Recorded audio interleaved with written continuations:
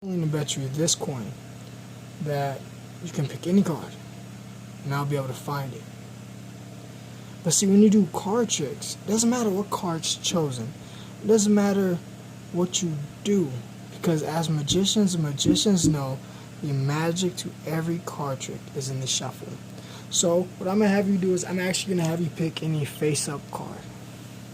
Let's say, for sake, we pick the 10 of diamonds. Now, we could put the 10 of diamonds right on top. We can shuffle the deck 100 million times. It doesn't matter how we shuffle the deck. You can shuffle it this way. You can do any type of shuffle you want. The magic is actually in the shuffle when you do a card trick. Now, I did say I would bet you this coin, this quarter, this 25-cent piece. It may not be a lot now, but back in the 19 teens, whew, it was worth a decent amount of money, a pretty penny, literally. And let's see, we pick, okay, I was close, kinda, but I did say the magic's in the shuffle. Maybe those weren't the right shuffles. Maybe I had to do a different shuffle. Maybe things had to be just a little bit different. So maybe I'm just going to start by cutting the cards. Magic is in the shuffle. Let's try this shuffle. Let's try a table shuffle. I love table shuffles. Who doesn't love a table shuffle? Alright, every card looks like they're kind of intertwined in a bit. You know, this might actually work out. You know what? Let's try something else. Let's actually cut the cards just like so. Move the coin out the way. Let's cut the cards just like so. Let's see if the magic was in the shuffle. And there goes the 10 of diamonds. Now, guys, this being said, I've never once done this trick on anybody. This production is an old production. I forgot the name of the production. I like using the whole breaking someone's shield aspect when I do tricks. I don't, you know, camera's a different way to do it, because I'm not limited to cards. I do a lot of other things, so I like to use the breaking the shield method in a lot of the tricks I actually do. In this trick, I say that, you know, magic's in the shuffle, so I do all these shuffles. But the whole reality of it is that shuffles have nothing to do with it. Of course, you know, there's all card controls, a little sleight of hand, and production that nobody usually uses. So let's get into this. At first, all I do is I take the selected card and I control it to the bottom. Now, this is my favorite, control to the bottom, because everybody sees the card go to the bottom. But once you start doing a couple of these, which is just pulling up on the deck, keeping that card at the bottom, shuffling, average spectator doesn't know what's going on. You know, average spectator doesn't know that when you squeeze both cards and you pick up, that card stays there. You know, they don't know that. Do a little in the hands riffle shuffle, keeping it at the bottom. And then what I did after I did that, controlling the card to the bottom, was I flipped the card around. Now I have the 10 facing the other way. So all I do from here is I get like a pinky break under it. You can get a pinky break by just pulling down on it. I don't like doing that method. I like pulling with my index finger, having it in mechanics grip, using your index finger to pull down. It creates a little bulge like that, and it also does at the bottom, so you just get the pinky break that way. From there, all I did was do this, flip the card.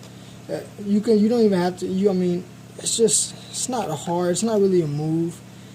It's just you flipping the card over. There are other ways to flip over a card. For example, you can do a riffle shuffle. A table riffle shuffle in front of somebody. I couldn't do it at this angle, because at this angle you'll be able to see it. You can drop off one card, then start riffle shuffle through, and now you'll pick up every card, everything except for that last card, if you want to do it that way. And you can use your thumbs and square it up. And then you have the card turned over. If they're in front of you, they'll never know, you know. It's just add your own twist, right? From here, I spread through the deck and I choose a card, noticing I'm not revealing that 10. So the way you do that is, instead of putting your finger close up at the bottom as you spread through the deck, you just put your finger about halfway, spread through the deck. Make sure that's not revealed. And you notice when I picked the cards up, I didn't do any type of, try to flip them over. I just casually ran them under. Now from here, I did a false cut. There's plenty of false cuts. I just did that one because I don't know, for some reason that one tricks people even when they're right in front of you. That's why the Hindu force works so well. From there, my setup is I'm gonna do a table riffle shuffle. So if somebody's in front of you, it really kind of doesn't matter. But what I did was I did a really close riffle shuffle, so you can see. I riffled off one card, which was the bottom card, which was a 10. I just riffled through that. Always I'm done.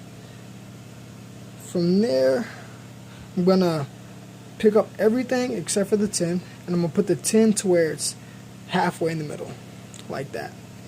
And then you're gonna cut the deck. Kind of messed up. I'm trying to do this portion. But you're gonna cut the deck, and when you pick up this half, notice how their card is still in the middle. From here, all you gotta do is put your hands on either side and turn. I like doing this production face up.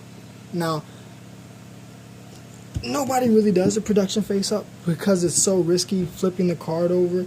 So if you're going to do it a more beginner way, I guarantee it's fine if that card's at the bottom and you riffle down one right in front of them and just go right through it. And it actually makes it seem a lot less suspicious with their card at the bottom, and you're just picking up this and cutting it. I mean, it looks a lot less suspicious, and it does create a suspense moment.